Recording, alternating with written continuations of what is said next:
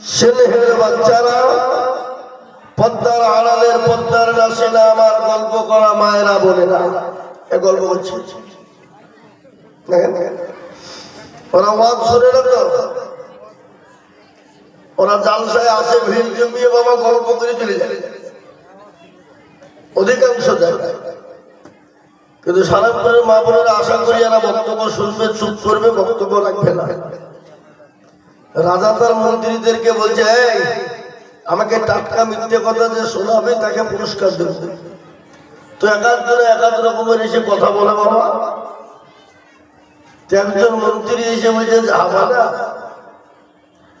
বেয়াদবি মাফ করবে। বলে কেন তুই আবার কি বেয়াদবি করলে? দেখলাম আপনার দরবারে 10 জন মহিলা এক জায়গায় বসে আছে, মেয়ে বাবা। তারপরে দেখলাম চুপচাপ 10 জনের মুখে কুলুপ দিয়ে বসে আছে, কেউ কারোর সাথে কথা বলছে না।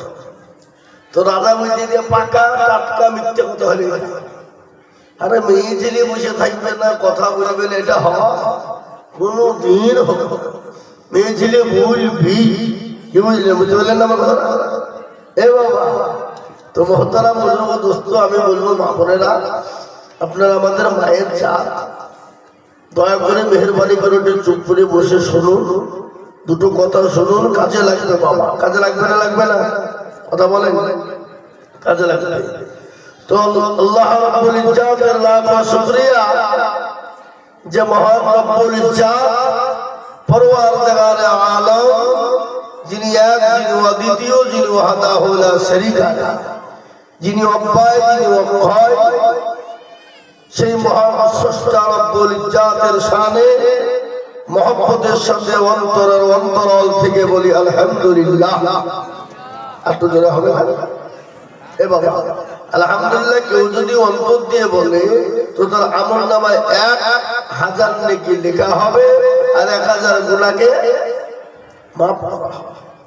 না আপনাদের এই মজলিসে যারা বসে আছেন কারো গুনাহ নাই নাকি? এ বাবা, গুনাহ নাই কার বলেন তো নাকি? কেউ বলতে পারবে না আমার গুনাহ নাই। প্রত্যেকটা মানুষের গুনাহ আছে বাবা, কিন্তু কারো কম, কারো বেশি। কিন্তু এই মজলিসের এত দাম, এই মজলিসে বসলে আল্লাহ গুনাহ মাফ করতে পারে না? পারে না? জোরে বলুন। তাই সেই মহান রব্বুল ইজ্জাতের শানে জোর দিয়ে মহব্বত দিয়ে বলি আলহামদুলিল্লাহ। তারপরে পরে বিশ্ববরণ্য নবী মানবতার সরকারে দো আলম জনাবে মুহাম্মদুর রাসূলুল্লাহ, সকলে বলি সাল্লাল্লাহু তাআলা আলাইহি ওয়াসাল্লাম, তিনার উপরে দরুদ ও শান্তির ধারা বর্ষিত হোক, আল্লাহুম্মা আমিন। মেরে মুহতারাম বুজুর্গ দোস্ত, এই মজলিস বড় গুরুত্বপূর্ণ মজলিস, এটা বহুত বড় দামি মজলিস বাবা। এই মজলিসের চতুর্দিকে দাঁড়িয়ে আছেন আল্লাহর রহমতের ফেরেশতারা। যখনই মজমা শেষ হয়ে যাবে ফেরেশতারা চলে যাবেন আল্লাহর ইলাহি দরবারে। আল্লাহ তো সব জানে, কি গো জানে কি না? আজকে যে সারাংপুর মাদ্রাসা জালসা হচ্ছে, এটা আল্লাহ মনে হয় জানে না নাকি? আল্লাহ নক্ষত্র আছে না নেই? অবশ্যই আছে। তারপরও আল্লাহ বলবে কোথা ছিলি? ওই সারাংপুর মাদ্রাসায় দেখলাম তোমার বান্দা বান্দিরা মজলিসে বসা। বলে কেন? আল্লাহ জাহান্নামের ভয়ে আর জান্নাতের আশাতে। আল্লাহ বলে যা, ওই মজলিসে বসে থাকার কারণে আমি তাদের জাহান্নামকে হারাম করে দিলাম এবং জান্নাতকে ওয়াজিব করে দিলাম। ধরে বলুন সুবহানাল্লাহ। আল্লাহ এত বড় দয়াবান, তিনি আরহামার রাহিমিন। আজকে একটা কথা বলি বাবা, যা কিছু হয় সব তার তরফ থেকে হয়। জোরে বলুন না ভাই? আল্লাহর তরফ থেকে। ভালো মন্দর মালিক কে? আসমান এবং জমিনের মালিক কে? এই জমিনের উপরে যা কিছু আছে সবের মালিক একজন। আপনি আমি সে তিনি যে যতই আমরা কায়দা করি ফুটেনি মারি বাবা, আল্লাহ যদি একবার বলে হয়ে যা তো কায়দা সব শেষ। কি বুঝছেন আপনারা বলুন? ঠিক না বে? ঠিক। আজকে আমাদের দেশের মানুষ আতঙ্কে আছে, আছে না? কি আতঙ্কে? এস আয় আয় এ বাবা, এটা একটা আতঙ্কের কোনো ব্যাপার নয় বাবা, এটা আতঙ্ক নয়। আর বিশেষ করে তো মুসলমানদের আতঙ্ক না হওয়াই দরকার। কারণটা কেন বলেন তো? মুসলমানদের ডকুমেন্টস আছে না নেই? ওরা কি ডকুমেন্টস নেবে তারা? আমরা যে এই পৈতৃক সম্পত্তি, এটা আমাদের, এ দেশে যে আমাদের জন্ম, ওরা কি ডকুমেন্টস চাই তাই বলে? আমাদের সর্বশ্রেষ্ঠ মানব, মানব জাতির শ্রমণী এ বাবা আল্লাহর নবী হযরত আদম আলাইহিস সালাম, তিনি সর্বপ্রথম ভারতের জমিনে পা রেখেছেন, আল্লাহ পাঠিয়েছেন তাকে। আর তারই হলাম আমরা আওলাদ, আলাকাল কাররামনা বানি আদম, সেই বানি আদমের সন্তান হলাম আমরা। এর থেকে আমাদের আর ডকুমেন্ট কিছু আছে? কি চাই? আর কি নেবে? আরটা শুনে দিই আপনাদেরকে, সব থেকে বড় কথা শুনে নেন। আজকে এসআইআর করতে গিয়ে 2002 সালের মা বাপের ডকুমেন্ট দিতে হবে, তাই তো? এই তো। আরে বাবা, 2002 সালের ভোটার লিস্টে মুসলমানদের এমন কোন লোক নাই যে তার নাম নাই। 100-র মধ্যে কি বলে 99% মুসলমানের নাম আছে। কি বলছে? ওই 1% ইতিমধ্যে হয়ে যায় কেন বলেন তো? আমাদের ঘরে যখন ছেলে জন্ম নেয়, তখন আমরা নাম রাখি আমেনা খাতুন। মেয়ে যখন বিবাহ দিই, তখন আমরা নাম রাখি আমেনা বিবি। যখন আমার মেয়ের স্বামী মারা যায়, তখন আমরা তার নাম রাখি আমেনা বেওয়া। এই যেটা আমাদের হেল্পার হতে পারে, বাদ বাকি আমাদের ডকুমেন্টসে ভুল নেই। আর একটা শরীরের প্রমাণ, আমাদের কি আর প্রমাণ নেবে? আপনার দাদা, আমার দাদা, তার দাদা, তার দাদা 10 মিনিট যদি প্রমাণ মুসলমানদের নিতে চায়, আমরা মাটির ঘুরুবার বের করে প্রমাণ দিয়ে দেবো। কি বুঝছেন বলেন? পারবো না? 10 পিঁড়ির মানুষ আমাদের যারা মারা গেছে, আমাদের কবর গুলাকে করে হাড়গুলা তো আছে না নাই, হাড়গুলা বের করে যদি মেশিনে ফেলে দিই আর ওটাকে রিসার্চ করি, তাহলে হাড় বলে দিবে যে তোরা কোথাকার জন্ম। বলবে না? বলবে না? কথা বলে না কেন? কিন্তু যারা আজকে ডকুমেন্টস করে পাগলা খেপার মতো ছুটি বেড়াইছে, তাদেরকে বলে যে তোর দাদা দেখা দেনে, তোর মালের তো কিছু নাই, ও তো পুড়িয়ে ছাই করে বাপ দাঁত বাজানো করে ফেলাইছে। এই কথা বলছেন না কেন? কথা বলে। আমি গত 4 দিন আগে জালসা করে এলাম মেদিনীপুর গড়বে আপনার এতে শুভেন্দু বাবুজি, তার একবারে তার বগলের কাছে এটি বলি যে মুসলমানদের ডকুমেন্টস নেবে, তোর মাথা পাগল খাপা, মুসলমানকে তাড়বে, মুসলমানের ডকুমেন্টস কি নিবি তুই? 10 কোটি ডকুমেন্টস দেওয়ার মতন ক্ষমতা মুসলমানরা রাখে, কিন্তু তোকে যদি বলে তোর 1 কোটির ক্ষমতা দেখা, তো তোর বাপ কেন তোর বাপের 14 পুরুষের ক্ষমতা দিতে পারে? কি বুঝতে পারবে? অত তো নাই। সুতরাং আমাদের সঙ্গে ডকুমেন্টস নিয়ে লড়াই করতে যেও না।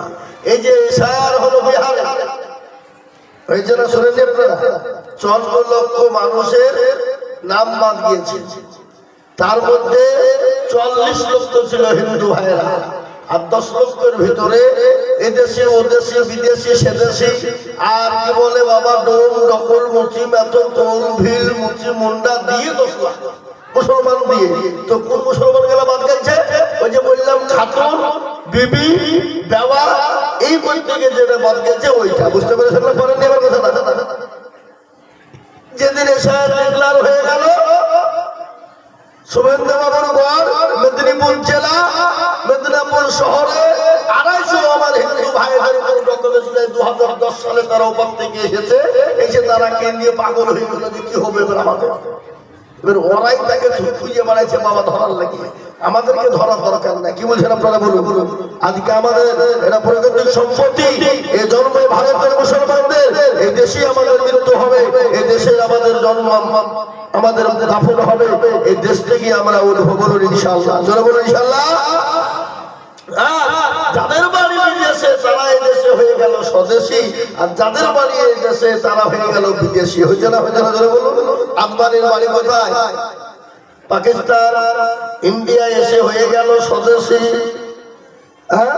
অটল বিহারী বাজপেয়ীর বাড়ি হলো পাকিস্তান, ইন্ডিয়া এসে হলো স্বদেশী। আপনার কি বলে সোনিয়া গান্ধীর বাড়ি হলো ইটালি, ইন্ডিয়াতে এসে হলো স্বদেশী। জ্যোতিবাবু বুদ্ধবাবুর বাড়ি হলো বাংলাদেশ, ভারতে এসে হলো স্বদেশী, মিঠুন চক্রবর্তীর বাড়ি হলো বাংলাদেশ, ভারতে এসে হলো স্বদেশী, অধীর বাবুর বাড়ি হলো বাংলাদেশ, ইন্ডিয়া এসে হয়ে গেল স্বদেশী, প্রণব বাবুর বাড়ি হলো বাংলাদেশ, ইন্ডিয়াতে এসে হলো স্বদেশী, আর মুসলমানরা ইন্ডিয়ায় জন্ম নিয়ে এরাই হলো বিদেশি। সিংহরার ভিতরে আলো ঢুকলো কি করে বাবা? বুঝতে পেরেছেন না কথা? বুঝতে পেরেছেন না? তো আজকে আমাদেরকে ডকুমেন্ট দিয়ে ভয় দেখিয়ে কোনো লাভ হবে না। কিন্তু এটা শুনে বনগাঁ থেকে নিয়ে ত্রিপুরা পর্যন্ত 2200 বর্গ কিলোমিটার যে সমস্ত হিন্দু ভাইরা রয়েছে, একজন ভাইরা 99% ভাইয়ের ডকুমেন্ট ঠিক নেই। যদি এশার হয় আমরাও বলবো এশার হক, কোনো ব্যাপার নেই। তেলের দাম বেড়ে গেছে কমবে, সবজির দাম বেড়ে গেছে কমবে, চাউলের দাম বেড়ে গেছে কমবে। আমরা মুসলমানরা মজা করি খাবো নাকি বলে, আর আমরা মুসলমানরা খেতে পেলে তো সব ভুলে যাই নাকি বলছি আপনারা বলুন। আমরা বিড়ির গোলাম ভোটের সময় বিড়িতে বিক্রি হই, আপনাদের দিকের কথা বলছি না, আমাদের দেশের কথা বলছি। বিড়িতে বিক্রি হয়ে যায়, আমরা কি বলছেন আপনারা? হন্না হন্না বলে হয় না? আল্লাহু আকবার। আর বিক্রি না হইবা কি আছে বাবা? এখন ভোট দিবেন আপনি, কিন্তু ভোট পড়বে অন্য জায়গায়, কিচ্ছু করার নাই। বিহারে কি হলো? এত লোক কত লোক অমুক লোক তমুক লোক, যে 96টা ভোট পেয়েছে সেও পাস করে গেছে, সে জয়লাভ হয়ে গেল। এটা দেখলাম কি 100টা ভোট পেয়েছে ও কি জয় হয়ে গেল, আর যে 500 ভোট পেলো সে ফেল। এটা হয়েছে, বুঝতে পারলেন না? পারলেন না? এ বাবজি গদি বাঁচানোর জন্য চলছে চক্রান্ত বাবা। আমি আপনাদেরকে বলবো ওটা নাই, হামা দাগে দাগে সারা অঙ্গে ব্যথা, কোথায় ওষুধ লাগাবো সে জায়গা খুঁজে পেছিনি আমরা। মনে যদি পছন্দ ধরে খুঁজে কিনে পাওয়া যায়, আর মলম দিব কোন জায়গায়? বুঝতে পারলেন না আমার কথাটা? আল্লাহ আমাদের হেফাজত করুন। কিন্তু আজকে বাবজি আমাদেরকে দেশ থেকে তাড়িয়ে দিতে চায়। এই দেশটা কারো বাবার নয় বাবা, এই দেশটা হলো আমাদের। কাদের জোরে বলুন? মুসলমানদের দেশ। যারা মুসলমানদেরকে তাড়িয়ে দেওয়ার জন্য চক্রান্ত করছে, এমন একদিন সময় আসবে তারা ইন্দুরের গর্তই ঢোকার জায়গা পাবেন না, তারাও এই দেশে থাকতে পাবে না। ইংরেজ চেয়েছিল মুসলমানদেরকে রাখবো না, ইসলাম রাখবো না, কোরআনকে রাখবো না, ইসলামকে মিটিয়ে দেবো, কোরআনকে মিটিয়ে দিব। সেই ইংরেজকে যখন মুসলমানরা কেজি কেজি নয়, কুইন্টাল কুইন্টাল নয়, টন টন রক্ত দিয়ে যখন মুসলমানরা ইংরেজকে তাড়িয়ে দিতে পেরেছে, যারা আজকে আমার মাদ্রাসা কোরআন এবং হাদিসের উপর, ইসলামের উপর, মুসলমানদের উপর আক্রমণ করতে যাবে, প্রয়োজন হলে ইংরেজের মতন তাদেরকেও আমরা প্রয়োজন হলে বুক পেতে দিয়ে রক্তর বন্যা বয়ে দিয়ে ইসলাম এবং কোরআন এবং দ্বীনকে আমরা হেফাজত করব। বলুন ইনশাআল্লাহ, জোরে বলুন ইনশাআল্লাহ। আমরা মুসলমান মরলে কি শহীদ, আর বেঁচে গেলে গাজী। আমরা মরলেও লাভ, বেঁচে থাকলেও লাভ, আর ওরা বেঁচে থাকলেও লস, মরে গেলেও লস। কি বুঝতে পারলেন না আমার কথাটা? সুতরাং আমাদের সঙ্গে পাঙ্গা নিয়ে কোনো লাভ হবে না। পৃথিবীর জমিনে আজকে চাইছে ইসলাম মিটিয়ে দিতে, ইসলামকে মিটানো যাবে? ইসলামের মালিক কে? কোরআনের মালিক কে? জোরে বলুন কে? আল্লাহ নিজেই বলেছেন, ইন্না লাহু নাযালনা যিকরা ওয়া ইন্না লাহু লাহাফিজুন।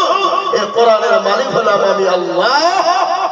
কি দিয়ে, কিভাবে, কোন দিক দিয়ে হেফাজত করব আমি আল্লাহ ছাড়া পৃথিবীর জমিনে কেউ বলতে পারবে না। রাসূলুল্লাহ সাল্লাল্লাহু আলাইহি ওয়াসাল্লামকে বেঈমান আবু জাহেল, তার ভালো নাম ছিল কি জানেন আপনারা? কি নাম? আবু লাহাব। তার নাম হলো, সে জ্ঞানীর পিতা ছিল। যখন ইসলামের বিরোধিতা করতে লাগলো, কোরআনের বিরোধিতা শুরু হয়ে গেল, তখনই তার নাম হয়ে গেল আবু জাহাল। তার মানে হলো মূর্খের পিতা। বুঝতে পারলেন না আমার কথাটা? এ মুসলমান, আল্লাহর নবীকে মিটিয়ে দিতে চাইলো। আল্লাহ রাসূল বললেন, ইয়া রাব্বুল আলামিন, পরওয়ারদিগারে আলম, তুমি কি চাও তোমার দিন মিটে যাক, তোমার রাসূল মিটে যাক, তোমার দিন কি মিটিয়ে দিতে চাও? আল্লাহ জানিয়ে দিয়ে বলেন, নবী গো, আপনি কোনো টেনশন করবেন না, কোনো চিন্তা করবেন না। আজকে যারা আপনাকে মিটিয়ে দিতে চায়, আপনার বংশকে নির্বংশ করে দিতে চায়, যারা ইসলামকে মিটিয়ে দিতে চায়, কোরআনকে মিটিয়ে দিতে চায়, আমি আল্লাহ আমি তাদেরকে মিটিয়ে দিব এবং মিটিয়ে দিব যাদের কেউ নাম নেওয়ার লোক থাকবে না।